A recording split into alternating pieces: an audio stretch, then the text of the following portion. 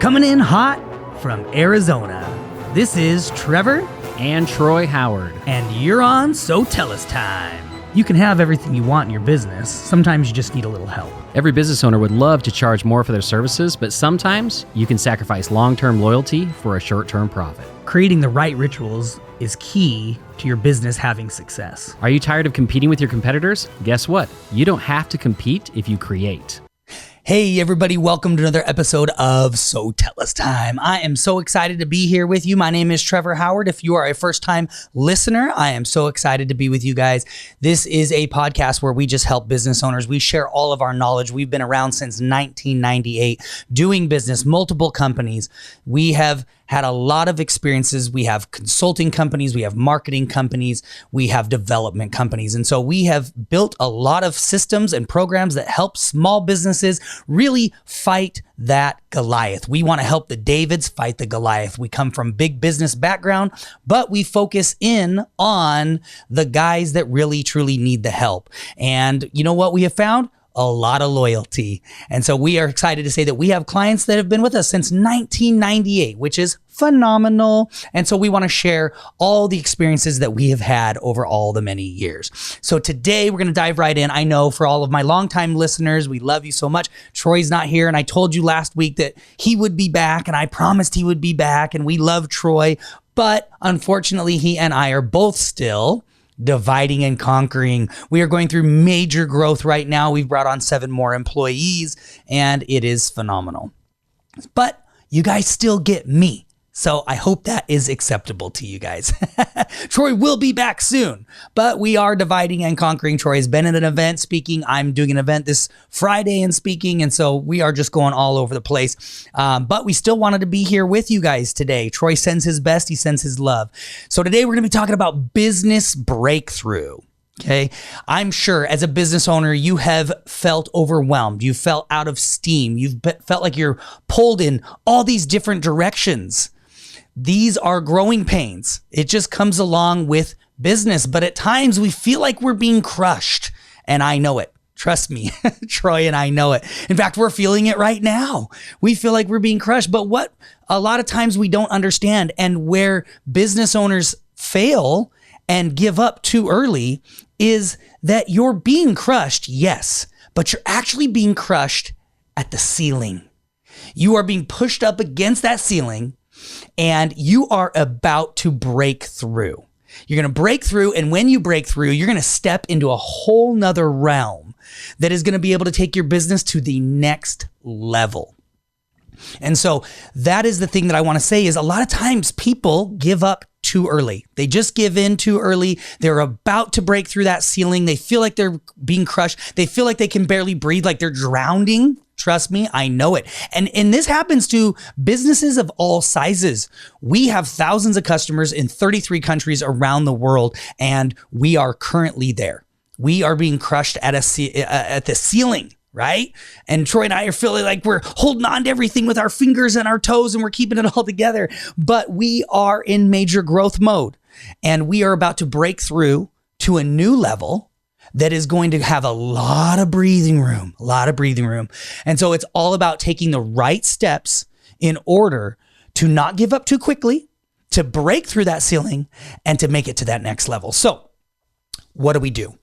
And again, this is businesses of all sizes. This could be a one man or woman show wearing all the hats, doing everything themselves. This could be like us, 20 employees, 33 countries, and thousands of clients, right? This could be even bigger than that. This could be $100 million company. You are going to be hopefully always growing and progressing and getting to that next level, right? That's the key. Make it to that level where maybe someday somebody wants to buy you. Okay, so what do? Well, first, this is going to be a quick podcast, guys. I want you guys to get your brains thinking. I want to get you motivated, moving forward, and have an action item. So what do? Well, first, simple. Analyze where your business is at. Where are you currently at? What is happening to you? And then you can move forward from there. So if you are at max capacity, it's time to expand. If you were like, hey, I am just like drowning right now, I am overwhelmed. I've got too much on my plate. For some of you, it may be that it's just you and you are just drowning, or maybe it's you and your spouse. Maybe the spouse has stepped in and started to help out, taking phone calls, doing scheduling, things like that. Well, you're at max capacity. That means it's time to expand. And I know this can be very scary because we have walked into so many businesses, consulted with so many businesses, that this is where they're at. And it's like, take that step of that first employee or that second or that third. Okay. And that's a very scary stage. Well, it's time to do it. Because if you cannot bring on any more business because you cannot handle anything more, you need to bring people in. And there is a million reasons why this is scary to a lot of people. And we're not going to go over all of that today. I've heard every single thing. Sometimes I feel like I'm like, sit down on the couch, lay down, and let me get my paper out and put my glasses on. It's time for your therapy session. I have heard it all. There are all the fears in the world. They're not going to do it as good as I do. Anyways, you guys get the point. You've felt this before. I know you have. We've all felt this before, but it is time to expand. So what do? We hire people. We need to hire people. Maybe you hire an assistant. Maybe that's your first step. You hire an assistant to come in and help you, to shadow you, to learn from you, to take over some of that extra business that you aren't being able to handle at the moment, or free you up a little bit, right? So hiring an assistant is a great way. There's multiple ways to do this. You can hire a full-time assistant who is following you around, learning your trade, doing what you're doing on a daily basis. There is also outsourcing this, hiring somebody that is an outsourced person, that is a personal assistant that can handle your day-to-day operations. I would say maybe that's another one, but your like day-to-day tasks, the things that you have to do, writing proposals, emailing people, checking emails, getting back to people, things like that. Having that personal assistant that you train, and that can be an outsourced person.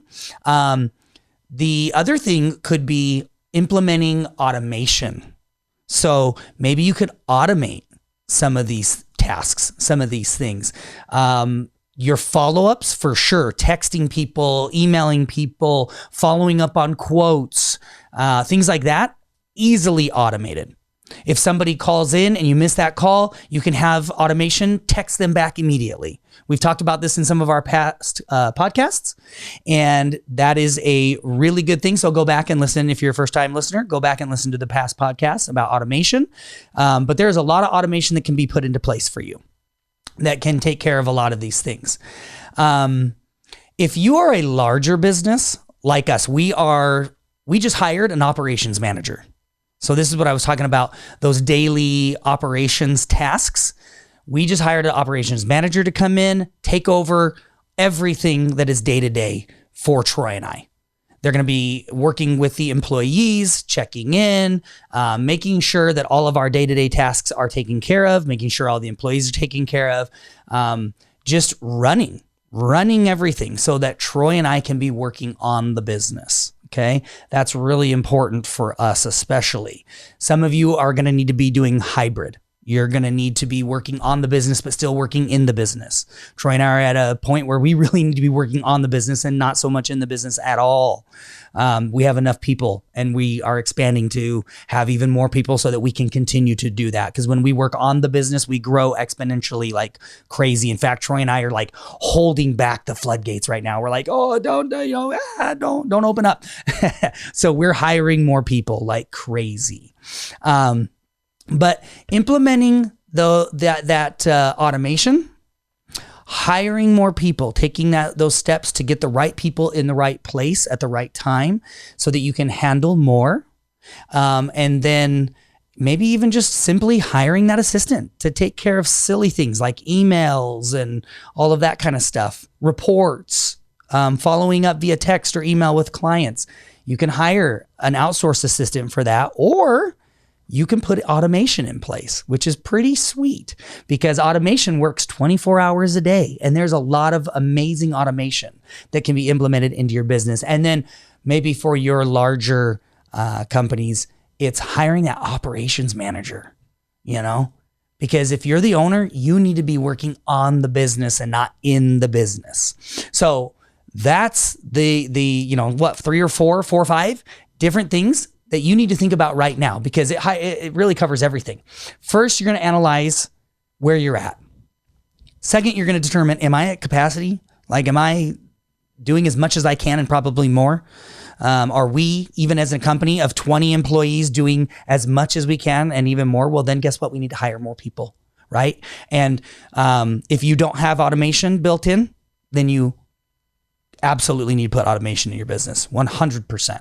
Even if you have a bunch of employees like us, still automation takes like our 20 employees and it's like having 50 people doing things, which is amazing. And so when you hire more and more and more, you get up to 50, now it's like having 150. So automation is really amazing. Maybe hiring that personal assistant, which is a phenomenal thing and doesn't have to be expensive. You'd be surprised how amazing these people who are doing outsourced work are very affordable and can get a lot of things done for you, okay?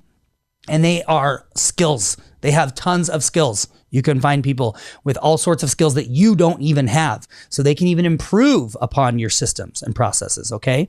And then for the larger companies, think about that operations manager, okay? Because that will really, really help get you out of the business, the day-to-day grind, and let you focus on the business. So homework for this week, spend some time to really assess your business and where you're at. Make those moves that will allow you the freedom to work on the business and not be stuck in the business.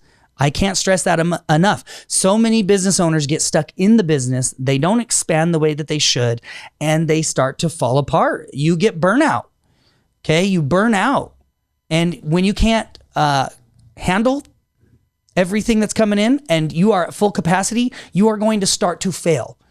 When you're doing a little bit on everything, you will start to fail and your customers will feel it and they will leave and they will not hire you and they will not recommend you and they will not give you great reviews. And so that's a problem. So they're not referring you. And so your business starts to fall apart and you get burnt out, always chasing your tail. All right, guys, I love you. I appreciate you. Got your mind thinking. Pick it, implement it, take a look at the business, figure out where you're at, and then go move forward with one of these avenues. Okay? We love you, appreciate you, and we'll catch you guys on the next episode of So Tell Us Time.